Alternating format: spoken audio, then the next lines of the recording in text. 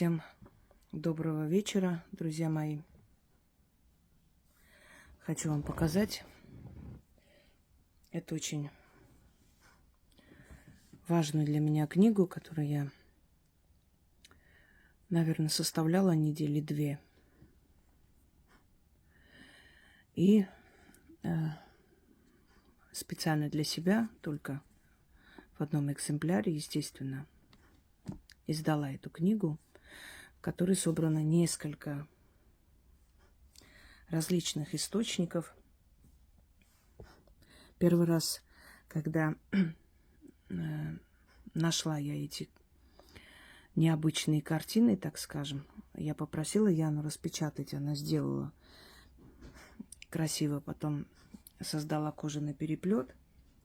Но я все-таки чувствовала, что что-то здесь не то, мне хоть нужно больше. Я знаю, что этих источников намного больше, чем мы нашли. Книга джиннов. Многие путают книгу джиннов с Некрономиконом, который написал Лавкрафт.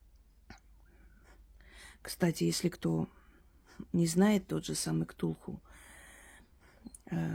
который он описывает в своей книге, на самом деле божество. Божество морских народностей. Некоторые его называют Джадалем, некоторые считают, что это совершенно разные божества. Но как бы там ни было, это не просто выдумка.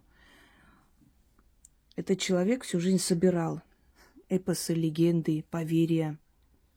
Он интересовался оккультными течениями. И ему дали это все собрать.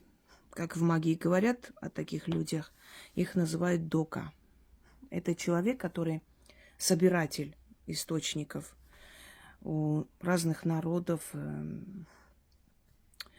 который собирает эти знания в селениях, в городах, из древних книг может переписать.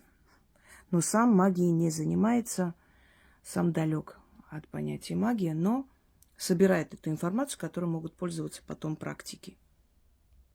Так вот, Некрономикон, по рассказу Лавкрафта, он узнал и переписал у другого источника, у богослова Аль-Хазрет, которого называли безумный поэт, и который носил книгу в кожаном переплете, на котором было написано «Истина Корана», а под ним была спрятана книга джиннов, то есть это различные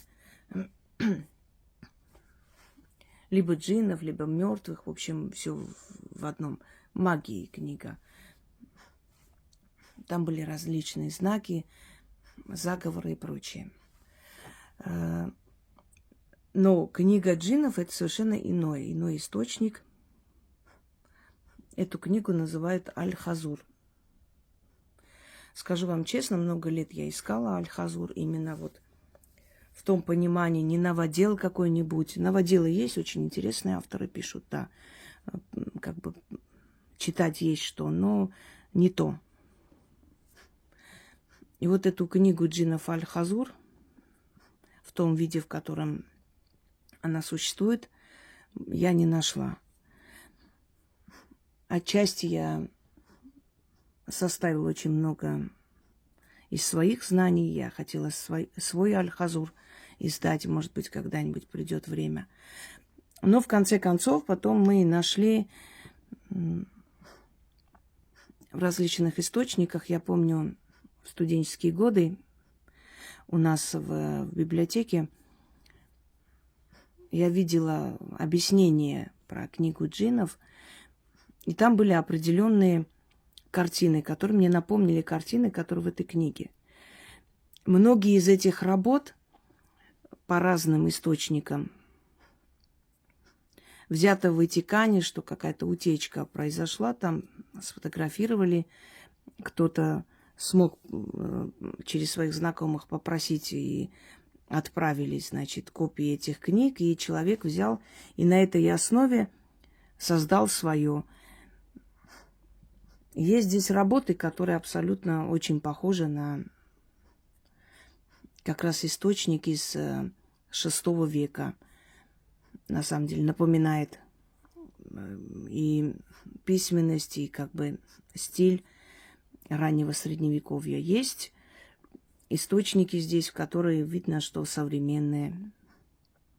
Есть определенные картины, которые совершенно иного направления, я бы сказала, больше о духах, демонические силы и так далее. То есть я поняла, что мне просто нужно их собрать. Знаете, у меня такая вот тяга появилась, как будто подсознательно меня вели, что мне нужно это собрать для себя и начать пользоваться именно этими. Некоторыми работами пользовалась, они очень сильно работают, очень быстро. Но я немножко с опаской отношусь. Часто тревожить джиннов не стоит.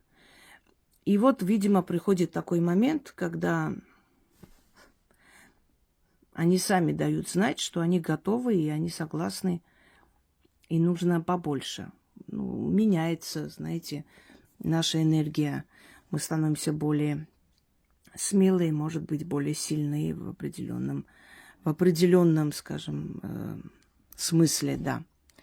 И, в общем, ой, крокодил, ты что тут натворил с моей книгой? Немного покажу, многое не могу показать, потому что не стоит вам это видеть. Да, хочу вам сказать, что демонические сущности, джинны, духи древние, хранители бездны, ключники их еще называют, их различное количество, различные расы существ. Чтобы вы понимали, они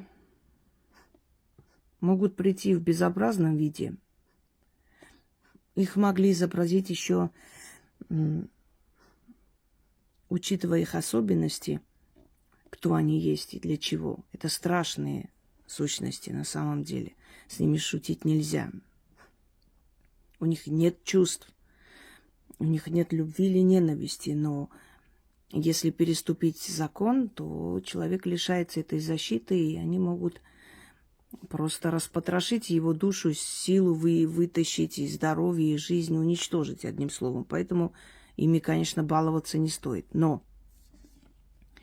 иногда их сущность страшную пытались изобразить таким образом. Иногда они сами являлись в таком виде. Иногда они действительно такие, потому что они разные. И с уверенностью утверждать, что демонические или темные духи, они не такие безобразные, они очень красивые бывают, да. Если им нужно, они могут принять облик очень красивого создания и прийти.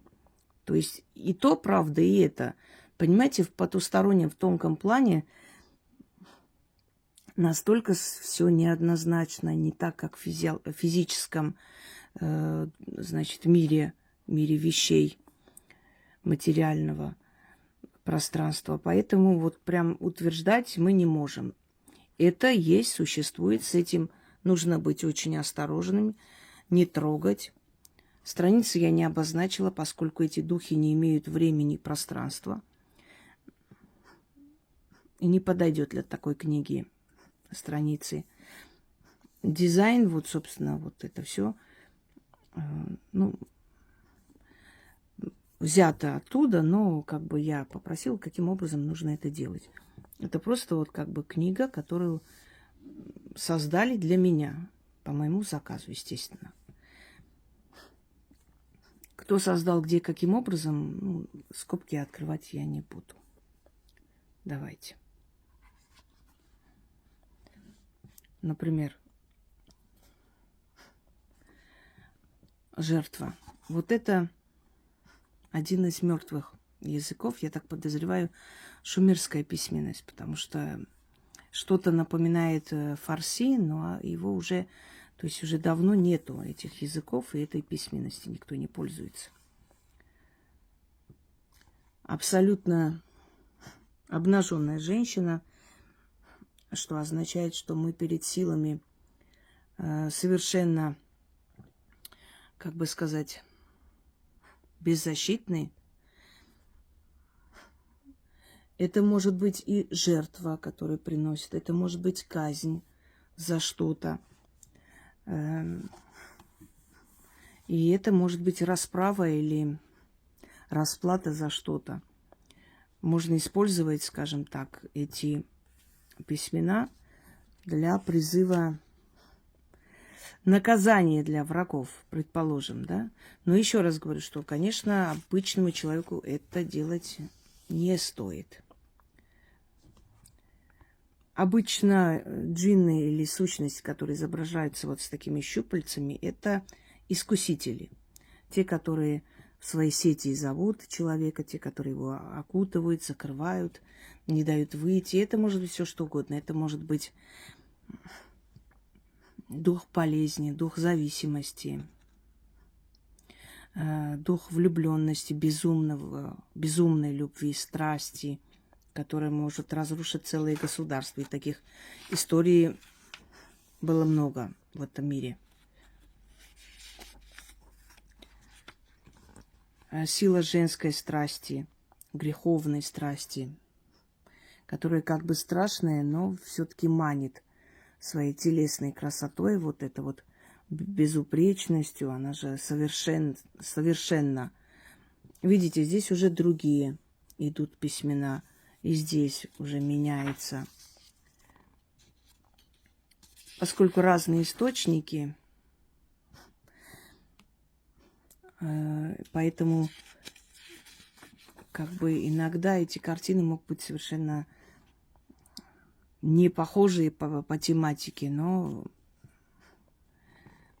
пожалуйста, это очень может быть, что это заклинание, которое мы не сможем понять, но картина показывает, что именно это означает для того, чтобы...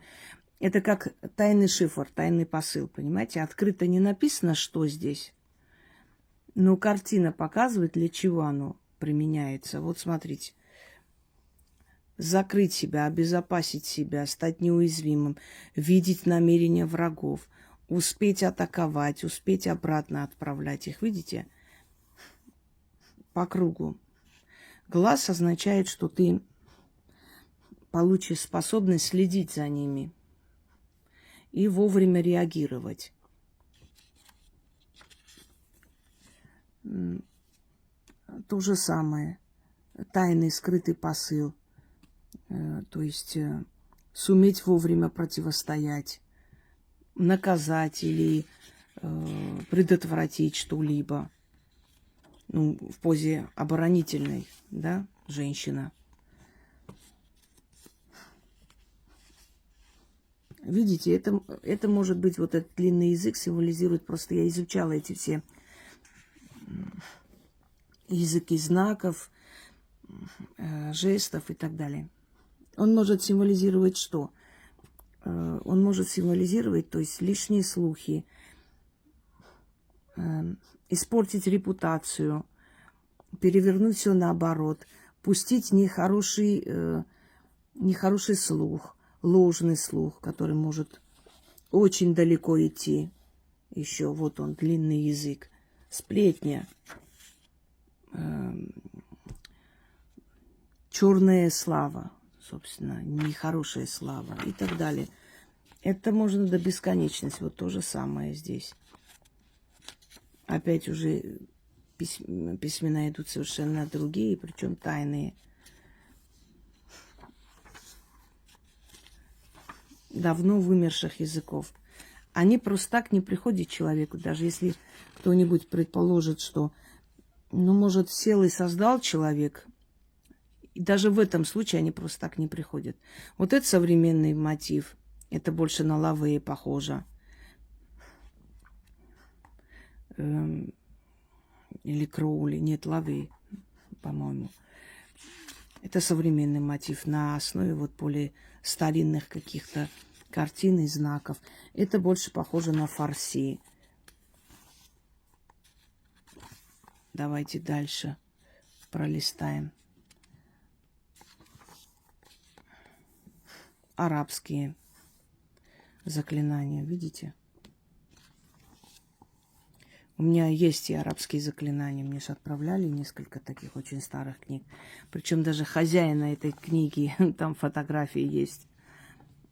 И написаны даты, выделены какие-то заговоры русскими буквами. Представляете, как интересно? Ведь он жил больше 100 лет назад. Ну, почти. И это вот сильная, могущественная книга, она у меня. Я про ту говорю. Но это тоже все эти знаки, которые внутри, они не просто так. Они очень, очень даже и очень опасные, и с ними нужно очень осторожно. Есть где-то символы, где-то есть печати, где-то вот они, и где-то просто. Дело в том, что я пользовалась несколько раз еще той книгой, которую распечатала. Я хочу вам сказать, как бы задалась целью. Это более на латинский похоже. Видите, это Бафомет. Это более ближе к XVI веку. Вот примерно так.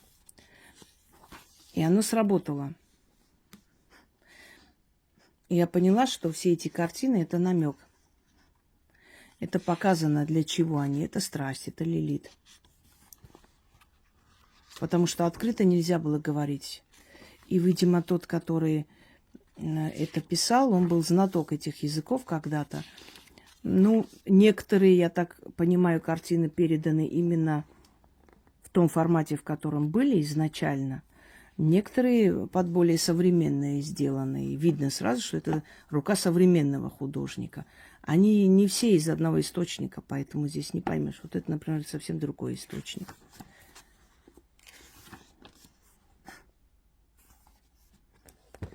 Видите?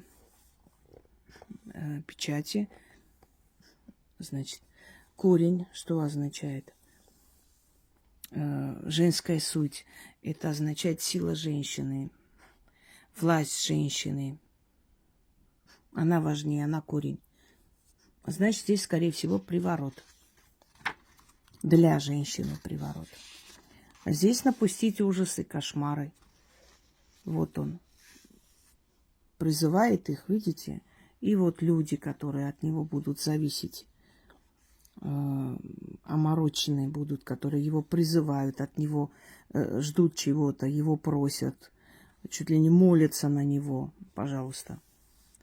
Его власть через колдовство, вот свеча, которая символизирует ритуал, и подчинение этих темных сил, иметь власть над людьми и человеками. Смотрите, как интересно. У нее закрыты глаза. Но если так подвести близко, она видит ими. Видите? Духовное зрение, зрение души, зрение власти, зрение духа, зрение потустороннее. Она видит не как мы, не глазами своими, а душой. Наблюдательная сила. Она вроде слепая, но у нее есть зрачки, как будто бы, понимаете, вот так смотрите, очень зловеще, страшно смотрится. Она наблюдает за тобой. И опять же, жертва, подчинение, вот.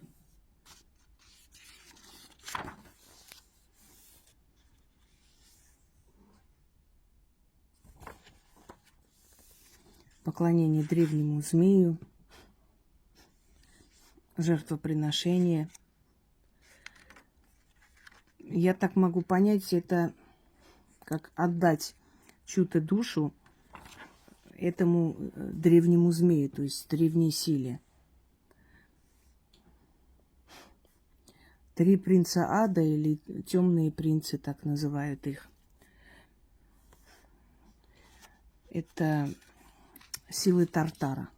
Но мало кто понимает, что это такое. Силы не хаоса, а Тартара. Это бездны, силы бездны, откуда они приходят. И не все в книгах есть, не все есть даже у тех бывалых практиков. Многое приходит людям Таким образом, они создают книги, пишут, и это остается следующему поколению. И для следующего поколения это уже как бы существующие силы, потому что кто-то их открыл и оставил. Понимаете? По-разному бывает. Одним словом, вот сижу, любуюсь этой необычной книгой.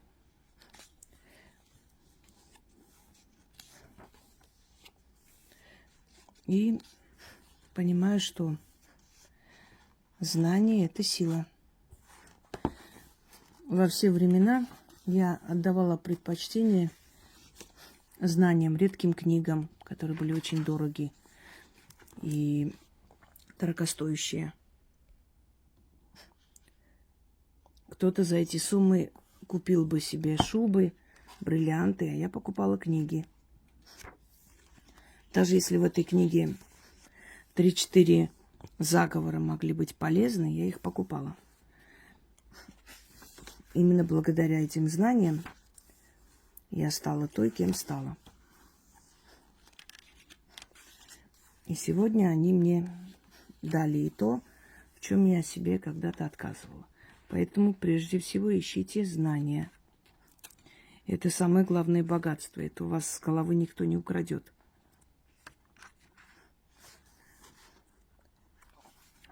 Даже через экран веет этой таинственностью, правда? Даже через экран немного страшновато. Здесь очень много и нового. Здесь почти 500 страниц.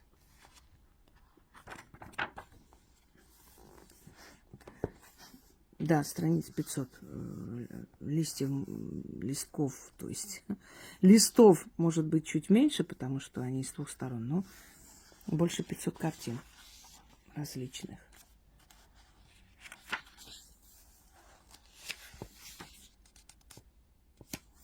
Вот. Ну, уже дальше более зловещие я не буду уже листать. Я думаю, этого достаточно. Вот моя книга джиннов. Ну, как видите, здесь ничего нет. Потому что неизвестен этот автор, непонятно откуда этот источник. И очень справедливо и не отмечать ничего. Просто взять и пользоваться. Магия для смелых людей. Когда мне люди пишут, что у них родитель, например, уже старый человек, или очень сильно больной человек, который мучается, что мне делать? И когда я говорю, что спасти его не получится уже, но нету сил ему жить, могу помочь. Могу помочь, чтобы ушел без мучений. И помогаю. И если вам кажется, что каждый может взять на себя эту смелость, вы ошибаетесь. Не каждый решится такое сделать. Это и есть магия.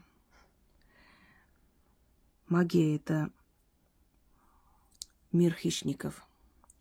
В этом мире нужно быть сильным, отстаивать себя. А иначе грош цена тебе, если ты не можешь себя отстоять, отвоевать, если ты не можешь удержаться на плаву, когда тебя хотят уничтожить, и многие, значит, ты слаб, значит, тебе здесь делать нечего, значит, ты случайный пассажир здесь.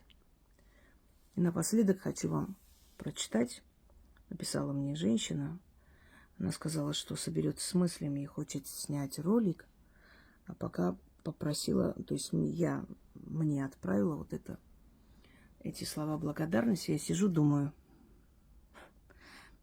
всякие магуи миллионы берут и не дают никакого результата. А ты здесь просто даришь людям это спасение через свои работы.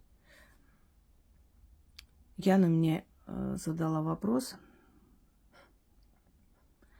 Как вы думаете, после вас придет такая же ведьма? Вы знаете, без бахвальства, как только я начала снимать, появились эти ведьмы, колдуны. Потому что было откуда взять информацию, это истинная правда, поэтому скрывать нечего. И она сказала, как думаете, появится, ну, вот такая же после вас? Я говорю, ты знаешь, нет. В ближайшие 100 лет не появится. Не самоуверенность, правда. Не появится в ближайшие 100 лет. Мои работы останутся. Многие будут воровать, многие будут ими пользоваться, многие будут их продавать, многие будут делать вид, что это их знания, пользуясь тем, что меня нет и некому воевать с ними, как им кажется. Это вам кажется, что меня не будет. Я буду еще как. Живее всех живых. Но потом это утихнет, и останутся мои работы. Знаете, дерьмо уйдет на дно, и появится на поверхность, опять поднимется то, что ценное. Но не будет. Не потому, что я самая такая, самая-самая, просто это настолько тяжкий крест, и столько нужно любить свою работу. Так много надо читать, изучать. Столько десятков лет надо подарить своей работе, что навряд ли найдется та, которая сможет эту ношу взять на свои плечи и потащить. Они могут на шоу идти, раскрутить себя, какие-то там одинаковые аферистические фишки там продавать, амулеты, талисманы, какие-то чудотворные свечи, это да. А вот такое, чтобы меняло человеческую жизнь, не, больше никому не дадут. Ближайшие 100 лет не дадут. Потом, конечно, придет еще кто-нибудь. Так что пользуйтесь, пока я здесь. Здравствуйте, уважаемая Инга. От всего сердца хочу поблагодарить вас за ритуал, вернуть себе свободу. Жила с тираном 12 лет, 2 детей, имущество, все на нем. Сейчас я... Нет, телефон покажет. Ну, вот так вот сделаю, чтобы было видно. Я так боялась пожаловаться полиции, угрозы были страшные. Он меня не бил, но морально издевался. 2 раза провела ритуал вернуть себе свободу от притеснителя. Милость Фемиды, победитель интригана, от травли. И за 2 месяца работы над ритуалами он оставил нас в покое. Через нотариуса оставил мне 3-комнатную квартиру. В пятницу развод. Мне не верится, что это происходит со мной. Я просто летаю от счастья. Уважаемая Инга, спасибо вам огромное, всех благ. Спасибо, что вы есть и спасаете нам жизнь. Пожалуйста. Я к чему говорю? Что ведь это невероятные вещи, которые у людей меняются, правда? Но почему это происходит? Потому что человек, который их дает, силен духом, понимаете? И готов изучать и книгу джиннов, и древние печати, которые другие вообще боятся даже заикнуться. И рисковать своим здоровьем и собой, вступая в контакт с этими силами, чтобы получить больше информации, помочь людям. Вот поэтому я говорю, что где-то изучить, читать и пересказывать, конечно, будут многие, может, даже лучше меня перескажут. Но вот так преданно служить и искать эту истину, и экспериментировать, и находить, и делать новые какие-то работы и прочее, таких не так много желающих. Многие пришли в магию, чтобы по-быстрому денежки получить. Любым путем. Скандалами, оскорблениями, грязью, заманиванием людей к себе и так далее. Но мало кто понимает, что магия – это такая капризная, ревнивая сила. Она не дает просто так, она играет с вами. Вот как богатый мужчина, который понимает, что его хотят с ним быть за деньги. Не любят даже, а хотят быть с ним за деньги. И он может, как в казино, знаете, вас сначала туда переманить, соблазнить, а потом все забрать, уничтожить и выкинуть на обочину жизни. Вот поэтому не каждому дана магия. И хорошо, что не каждому. Знаете, французских духов, чтобы найти французские духи, нужно прилагать усилия, а вот чтобы найти их копии и подделки, легче простого. Я даже не помню, Анаре де Бальзак сказал, по-моему, любовь одна, а подделок под нее 1000. Вот так. Ведьм не так много, а вот подделок под ведьм очень много. Так что, друзья мои, можете меня поздравить. Мне очень приятно, что наконец-то я собрала достаточно материала. И вот по моей просьбе мне как бы создали эту книгу. Это как подарочный вариант. В общем, неважно. Она, конечно, не дешевая, я вам скажу, да.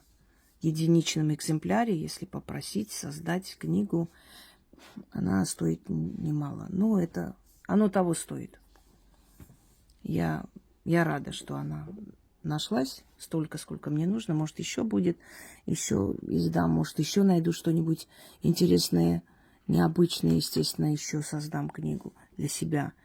Это мне, для личного пользования. Понятное дело, что это не мои работы, чтобы я их издавала. И другим это тоже не рекомендую вообще трогать.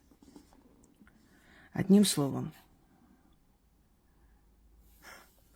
да, еще раз напомню, я уже про книгу джиннов, когда мы распечатали, снимала, что есть современный вариант, его приписывают Лавею, значит, Кроули, но современный вариант вот тех работ, которые я вам показала, да, их немало, их несколько десятков есть, эти печати и прочее, но они разные, мне кажется, 5-6 источников различных вообще книг мертвых, книг джиннов, там, книги теней, там, книги темных духов и так далее, которые издавались разными народами в разные времена и века, начиная от европейцев и заканчивая Востоком. Вот из всех там, понимаете, понемногу сохранилось, и вот это все собрала в одно целое. И вот моя одна из отныне любимых книг. Любите свою профессию, если вы хотите получить взаимную любовь. Когда человек любит свою профессию, он отдает ей всю душу, всю энергию, питает это созданная сущность, понимаете, вот этот культ личности питает силой своей энергии, и оттуда идет отдача. Когда мы что-то создаем, мы в тонком мире, в тонком плане, мы создаем некую сущность, вот как персонализируем свою профессию, как, например, болезни персонализировали в той же славянской магии, да, там пухлея, значит, гнедея, лихоманки, 12 лихоманок. Бедность, нищету называли горемыка и по-разному. Воду персонализировали. Вода Ульяна, Маримяна, струя Татьяна и так далее. Их сестра Марьяна и так далее. Вот точно так же, как только человек, неважно, создает бизнес, пишет книги, ставит спектакли, у него появляется свой культ, личность, свой культ, своя персона в тонком плане, то есть персонализированная, созданная, сотканная из энергии этого человека сущность. Это и есть его профессия. И вот эта сущность питается твоей энергией, твоим временем, силой, стараниями, а взамен тебе дают славу, дают деньги, дают защиту. Понимаете, как это происходит? У каждого человека, кто предан своей профессии, даже если вы убираете там комнаты горничные, работаете, у вас тоже это есть. Вы отдаете энергию чистоты, добросовестности туда, оттуда идет энергия денег. Потому что о вас говорят, вас рекомендовывают, и вот так вы зарабатываете больше других. Так что, кто хочет по-быстрому, быстренько денежки и быстренько назвать себя ведьмой за 2-3 месяца, за 2-3 года, хочу вам сказать, народная поговорка гласит: поспешишь, людей насмешишь. Понимаете? Не все так просто и легко. Каждая профессия требует времени, сил, выдержки, преданности. Каждая. Врачом не становится за 2-3 года, учатся еще пока, значит, 7 лет, насколько я знаю, учатся, потом практикуют.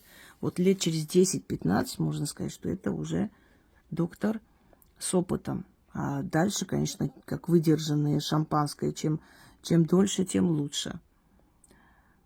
Или коньяк. Всем удачи, всех благ.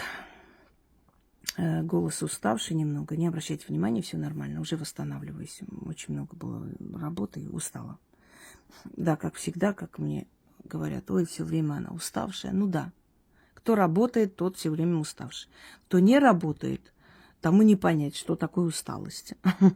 Поэтому переубеждать никого невозможно и не собираемся. Дальше работаю во благо людей.